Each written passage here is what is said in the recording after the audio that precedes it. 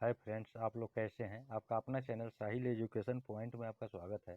आज हम लोग बात कर रहे हैं पीजी यानी एमए इग्नू से है, जिसका पेपर होगा MHI 06।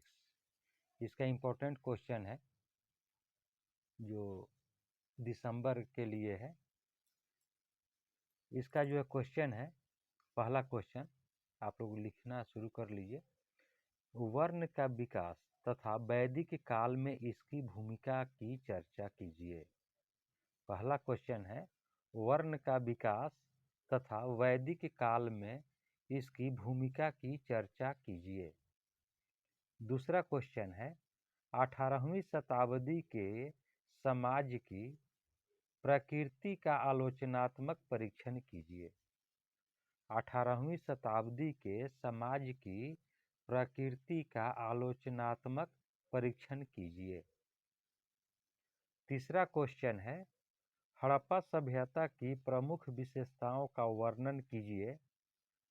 हड़प्पा सभ्यता के पतन के पश्चात उत्तर हड़प्पा कालीन समाज क्या जनजातीय स्वरूप में परिवर्तित हो गए। हड़प्पा सभ्यता की प्रमुख विशेषताओं का वर्णन कीजिए। हड़प्पा सभ्यता के पतन के पश्चात उत्तर हड़प्पा कालीन समाज क्या जनजातीय स्वरूप में परिवर्तित हो गए।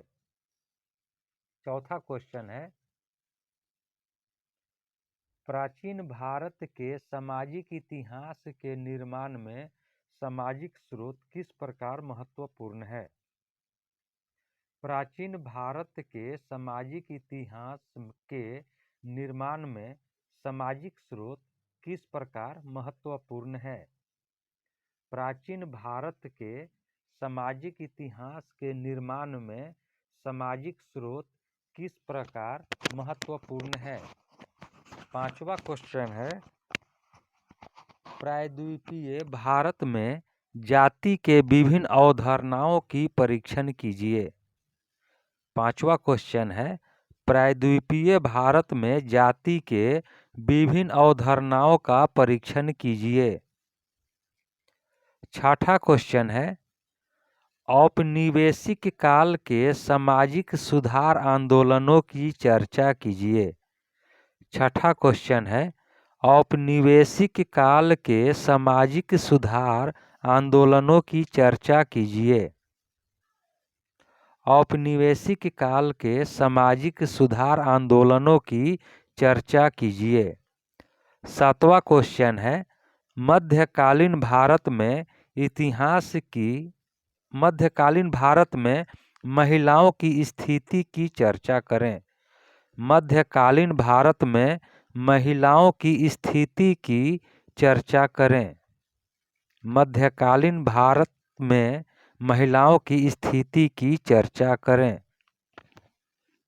8वां नंबर का क्वेश्चन है, प्रारंभिक मध्यकालीन समाजों में धर्म की भूमिका का परीक्षण कीजिए। 8वां क्वेश्चन है, प्रारंभिक मध्यकालीन समाजों में धर्म की भूमिका का परीक्षण कीजिए। प्रारंभिक मध्यकालीन समाजों में धर्म की भूमिका का परीक्षण कीजिए। 9वां क्वेश्चन है, 9 नंबर का क्वेश्चन है, पूर्व पाषाण तथा पाषाणकालीन समाजों की सामाजिक संरचना पर टिप्पणी लिखें। पूर्व पाषाण तथा पाषाणकालीन समाजों की सामाजिक संरचना पर टिप्पणी लिखें।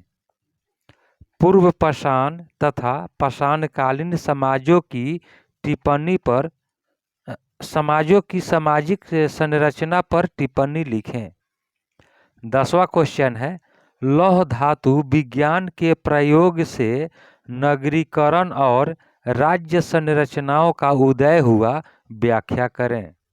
10वां क्वेश्चन है, लौह धातु विज्ञान के प्रयोग से नगरीकरण और राज्य संरचनाओं का उदय हुआ, व्याख्या करें। लौह धातु विज्ञान के प्रयोग से नगरीकरण और राज्य संरचनाओं का उदय हुआ, व्याख्या करें। 11 नंबर का क्वेश्चन है, ग्राम्य समुदाय को परिभाषित कीजिए। मध्यकाल में ग्राम्य समुदाय की भूमिका का परीक्षण कीजिए। ग्राम्य समुदाय को परिभाषित कीजिए। मध्यकाल में ग्राम्य समुदाय की भूमिका का परीक्षण कीजिए। 12वां क्वेश्चन है, मध्य तथा उपमहाद्वीपीय भारत में बौद्ध धर्म के प्रसार के विभिन्न कारणों का परीक्षण कीजिए। मध्य तथा उपमहाद्वीपीय भारत में बौद्ध धर्म के प्रसार के विभिन्न कारणों का परीक्षण कीजिए। 13वां क्वेश्चन है, प्रारंभिक मध्यकालीन समाज में सामाजिक अस्मिताओं के निर्माण में मंदिरों की भूमिका पर चर्चा कीजिए। प्रारंभिक मध्यकालीन समाज में सामाजिक अस्मिताओं के निर्माण में मंदिरों की भूमिका पर चर्चा कीजिए। 14वां क्वेश्चन है, जातियां और वर्ण के सुदृढ़ीकरण की प्रक्रियाओं के संदर्भ में विभिन्न दृष्टिकोणों की चर्चा कीजिए। जातियां और वर्ग के सुदृढ़ीकरण की प्रक्रियाओं के संदर्भ में विभिन्न दृष्टिकोणों की चर्चा कीजिए। 15वां क्वेश्चन है, औपनिवेशिक वन नीतियों का जनजातीय समुदायों पर क्या प्रभाव पड़ा। औपनिवेशिक वन नीतियों का जनजातीय समुदायों पर क्या प्रभाव पड़ा। औपनिवेशिक वन नीतियों का जनजातीय समुदायों पर क्या प्रभाव पड़ा। 16वां क्वेश्चन है, मध्यकालीन भारत के सामाजिक वातावरण को प्रभावित करने में सूफी की भूमिका का वर्णन कीजिए।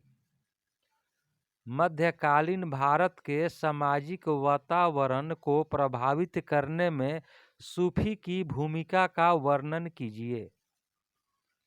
मध्यकालीन भारत के सामाजिक वातावरण को प्रभावित करने में सूफी की भूमिका का वर्णन कीजिए।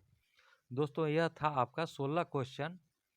दोस्तों, चैनल पर नए हैं तो चैनल को सब्सक्राइब कर लीजिए, बेल आइकन का बटन दबा दीजिए, जिससे कि कोई भी वीडियो अपलोड करें तो सबसे पहले आप तक पहुंच सके। अब हम लोग अगले वीडियो में मिलते हैं, तब तक के लिए जय हिंद, जय भारत।